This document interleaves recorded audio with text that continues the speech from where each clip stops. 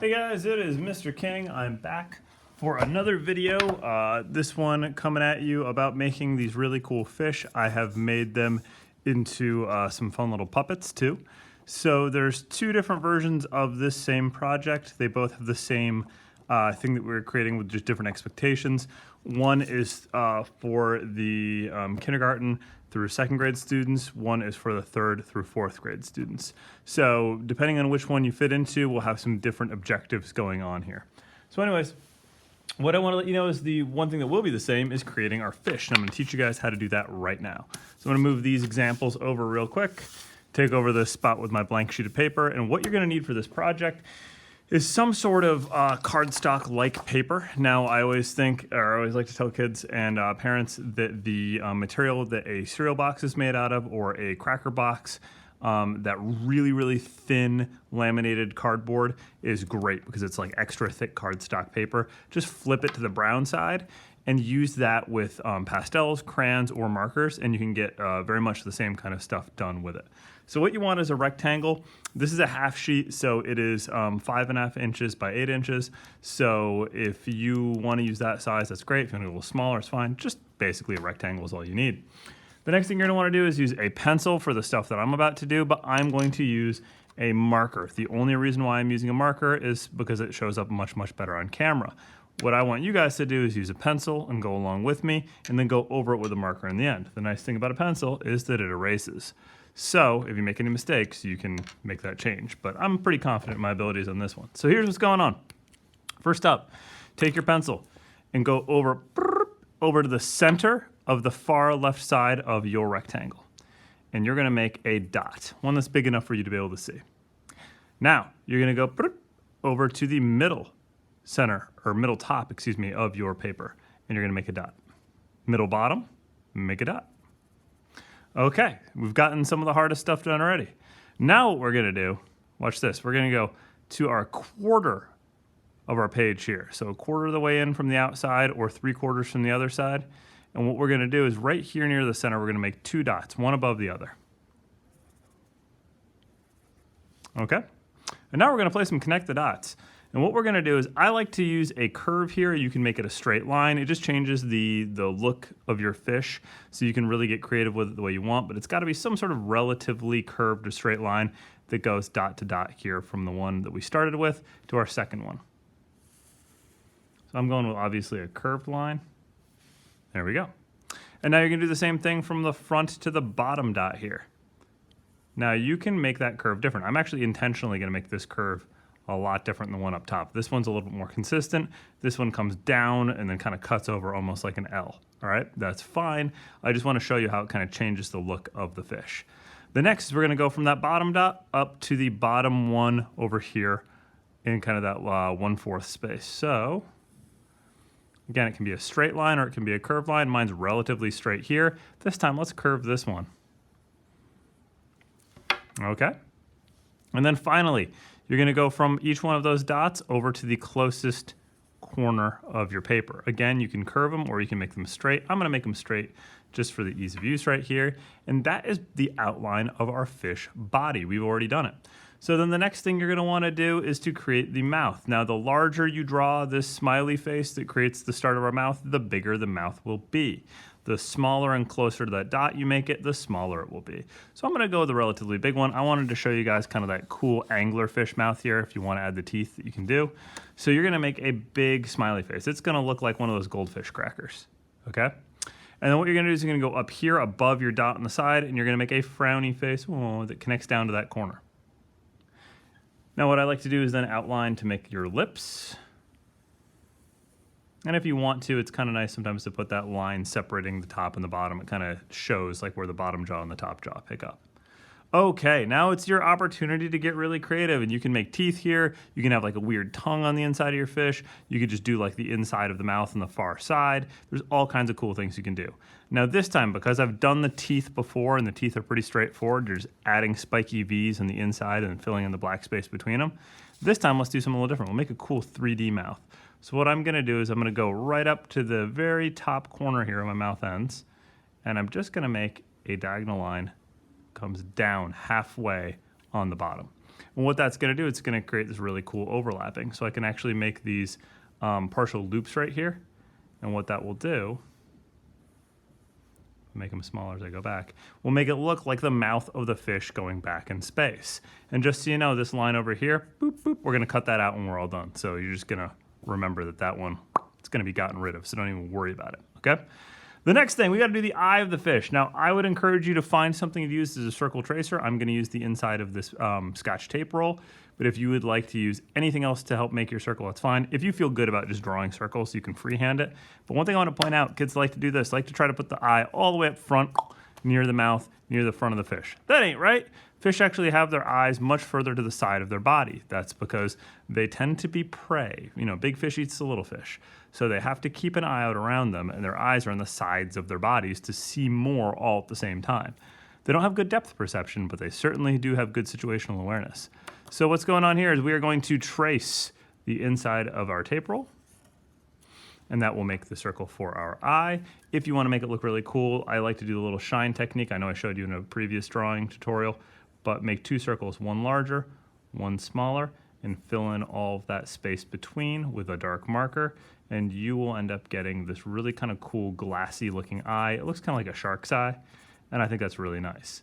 Now, if you want your fish to look creepier, you can make this eye much, much larger, and it looks kind of nocturnal and really kind of mean looking. Or you can make the eye with a secondary outline like this one right here, and it looks a little bit more kind of like the cartoon traditional fish.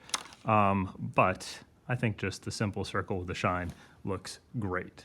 All right, now we're gonna create our side fin right here. So what you're gonna do is draw a sideways triangle and leave the tip off. Boom, done. You can add some nice texture to that by just creating these lines that kind of show that fin. You can do the exact same thing on the tail fin if you'd like to.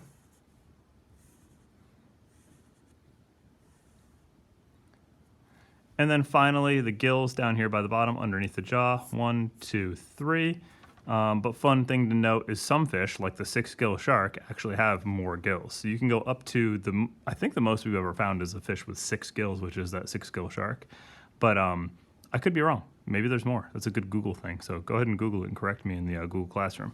So anyways, the next thing we are gonna do is we're gonna create a top fin and a bottom fin over here. Easy way to do that, create 1 or 2, maybe even 3 lines here.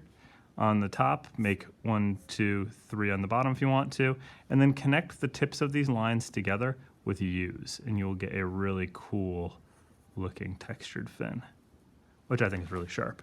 Look at that. Last little thing I like to do is that nostril on your fish. All you gotta do, make a little dash line up here above the mouth, and that is looking pretty good. So now it's gonna be time to add our color. Now I'm not gonna sit here and make you watch me color, but I will tell you this is where big things change. Little guys, I just want you guys to color it. Just color it. Just have fun, color it in, use whatever you have on hand, have fun with it, you'll be fine. Older kids, I challenge you to use 2 different materials to color your fish in. Markers and colored pencil, or in this case, this is actually crayon right here. So you can mix and match. We're trying to make a mixed media piece for you. If you're one on the younger side and you want to kind of push a little forward with this, go ahead and try it. You can see you can get a lot more blending with some of the other mediums like crayons and colored pencils than you can with marker. And if you can, try blending with marker, see what happens. All right, now it's time to cut this guy out right here. And here's the thing, there is a tip for you. Number 1, when you're cutting out your fish, one thing I want to tell you is don't try to cut into a corner like this and then turn your scissors. You're going to find your scissors kind of get stuck and you end up ripping your paper. Instead, back your scissors out, change the angle you're cutting in from, and cut in at a different angle.